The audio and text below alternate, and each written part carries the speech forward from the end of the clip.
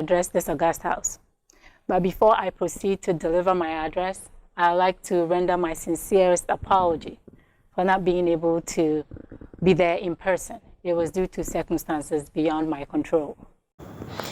Ebusia for incoming First Lady Yachesana, a Ghana for the Dona Efremami, a year Mrs. Christian Agyapong, or ye Honorable Kennedy Agyapong, a year first time or the in some ababetuja nanko for H3 Mami Yehuno Edani and ten and so Eda ain't first time I want me the speech abeto abontin the Nachesenko for afano work up pa ankasankasa ne ho frɛ na no so ate na wuti brofo a wokade na ready usha comment section anko for bonabaso yi ankasankasa yehwa Honorable Kennedy Agyapong ne yerenom edoso na fe ne maso doso na yehwa da ehu ne yere a obabonten abekasa eka Mrs. Christian Agyapong ehu na nkofo any agenesem ho pa no kan some MPP amanyoko no ho ene emma dwumadi a omudi ewo MPP amanyoko ni mu ene power sese omde ma emma ne emma so ede boa eye Ghana for entempa yenkuti ne nsem no embra. Address this august house. But before I proceed to deliver my address, I'd like to render my sincerest apology for not being able to be there in person. It was due to circumstances beyond my control. I would like to thank all the organizers for this great conference. And I would like to stand on all existing protocols and proceed to deliver my address. Certainly, the contributions you all have made to advance the center-right political tradition in Ghana are immense, and you all should serve as inspiration to those of us coming up. The New Patriotic Party, NPP, is a progeny of the United Party, UP tradition, that has over the years represented courage and valor in the face of some of the authoritarian tendencies that our past leaders have exhibited. The men and women who laid the foundation on which we stand today did not just wear the badge of honor, but they also wore the badge with integrity. Indeed, the NPP and its members are descendants of great men and women who stood for truth, freedom, and justice with property-owning democracy as our creed. It is an undisputed fact that as a party, our forebears did not only play a significant role in the attainment of Ghana's independence, but also played a crucial role in the struggles leading up to the independence. Our great heroes like J.B. Dankwa, Ubeche Bilamte, Edward Ekufuado, and William Oforiatta, amongst many, of whom time will not allow me to mention, played a pivotal role in birthing our country. Not only did these great individuals play a crucial role in the independence struggle, but they also sacrificed materially, physically, and spiritually to build this tradition that we proudly find ourselves in today. Even as we recall the enormous sacrifices made by these great sons of our tradition, we must not lose sight of the critical roles played by our foremothers as well. The feat and national fame that our great forebears achieved through their sacrifice and desire to build a new nation are what all culminated into the tradition, a product of which we are enjoying today. Those accomplishments could not have been possible without the support of some legendary women who were part of the struggle. Indeed, we cannot talk about the history of Ghana's independence without recognizing the industrious role played by renowned women like Sophia Oboshi, Mabel Dav Dankwa, Hannah Kujo, Rebecca Nadede Ayete, and Susanna Al-Hassan, just to mention a few. It was through the political activism of these women, which played out in diverse ways, that our sovereignty as a proud people and a nation was finally restored. The role of women in socio-economic development of every country is crucial to the development of effective governance. A former Indian Minister of Law and Justice famously said, and I quote, "I measure the progress of a community by the degree of progress which women have achieved."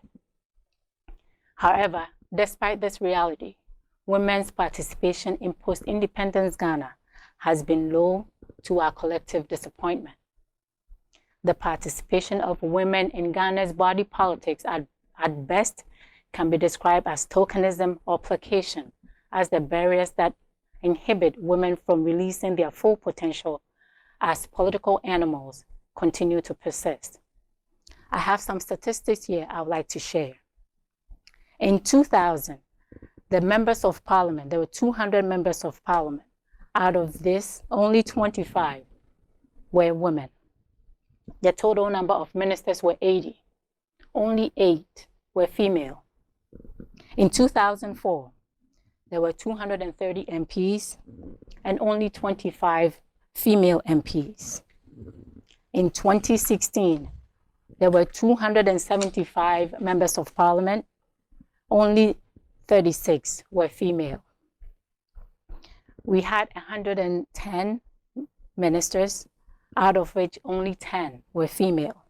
In 2020, 275 parliamentarians, only 40 are women, and only 9 ministers, a drop of 1. This tells us that the struggle continues. Even though women are about 50% of the population, we are underrepresented in all institutions. We have to struggle for more. We have to push ourselves harder to attain more. I recognize there have been improvements in the inclusion of women in political participation, but the numbers bear evidence that we are nowhere near where we should be as a gender. Free SHS is a great foresight policy, in my opinion. Now parents don't have to decide which child goes to school, whether the boy goes to school or the girl goes to school. And almost always, the boy gets to go. The girl will stay home and help out in the house.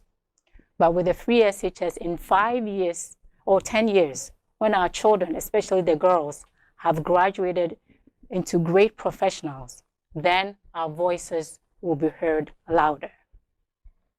Today, political parties have become the pivot around which democracy revolves, and the role of women in driving these political parties cannot be overemphasized. The MPP has been at the forefront of all major democratic reforms, and our women continue to play a significant role in this direction. Ghana's democracy has become the toast of many and is seen as the most peaceful and stable democracy on the continent. Indeed, the enviable accolade attained by Ghana as a democratic society cannot be discussed without recognizing the great contributions of our women. If there's one political tradition that has and continues to demonstrate its abiding faith in the ability of women to deliver, then it is none other than the MPP, the party we all proudly belong to. After 40 years in the political wilderness, former President John Agyapong offered opportunity to a lot of our women to contribute their quota to the national development. Similarly, our current president, Nana Akufo-Addo, has followed suit by further offering more opportunity to women. It is important to state that, despite the show of commitment to the cause of women by our leaders, women are yet to reach their full potential when it comes to politics and national development. It is for this reason that I consider the theme for this important summit, Building Stronger Women to Make a Strong Party, very relevant and timely.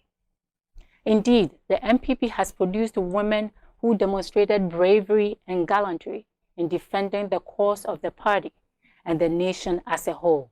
Stalwart women like Hawa Yakubu, Grace Coleman, Gladys Atma, and Teresa Ambule Tego, all of blessed memory, as well as Christian Checher, who played significant roles in the second and third parliaments of the Fourth Republic.